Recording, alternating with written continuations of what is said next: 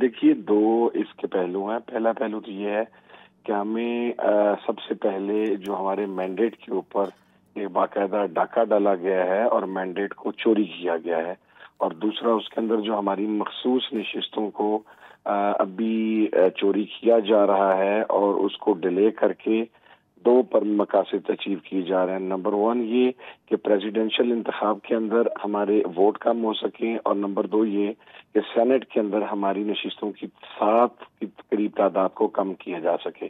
اگر یہ دو چیزیں ہمیں واپس کرتے ہیں تو ہمیں کوئی شوق نہیں ہے، ہم بالکل ان کے ساتھ چلنے کے لیے تیار ہیں.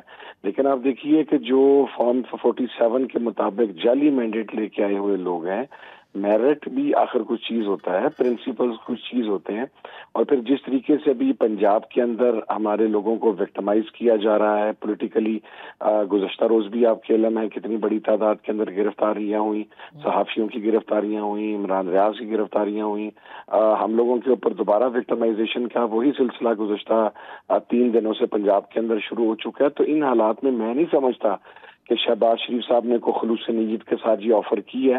وہ دراصل ایک وہ پنجابی میں کہتے ہیں کہ گونگلوؤں سے مٹی جاڑنے کی انہوں نے کوشش کی ہے، یا لوگوں کو اور قوم کو گمراہ کرنے کی کوشش کی ہے. ایکچوئل ریئلٹی یہ ہے کہ یہ ابھی بھی انتقامی سیاست پر ہی بلیو کرتے ہیں، اور انہوں نے اقتدار میں آنے کے بعد بھی پہلے مرحلے میں بھی اپنی انتقامی سیاست کو ہی پروموٹ کیا ہے اور اسے آگے لے کے آئے ہیں.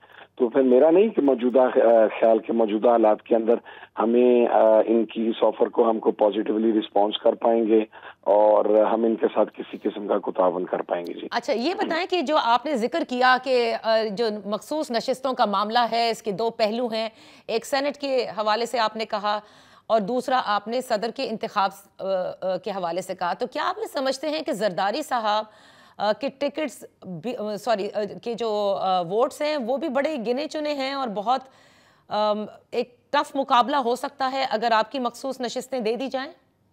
جی بالکل. دیکھیں، اگر تو مخصوص نشستیں ہمیں دی جاتی ہیں تو ہمیں یقین ہے کہ انشاءاللہ ہم پریزیڈنٹ کا الیکشن جیتنے میں کامیاب ہو جائیں گے.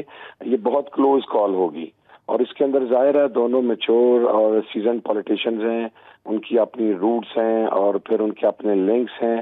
اور اس کے اندر جو سب سے امپورٹنٹ وہ چھوٹی پارٹیاں جو کامپرس پارٹیاں تھیں، یا کچھ ایک دو ریلیجس پارٹیز جو ہیں، ان کے ساتھ جو لنکس محمود اچکزئی صاحب کے ہیں وہ بھی اچھے ہیں.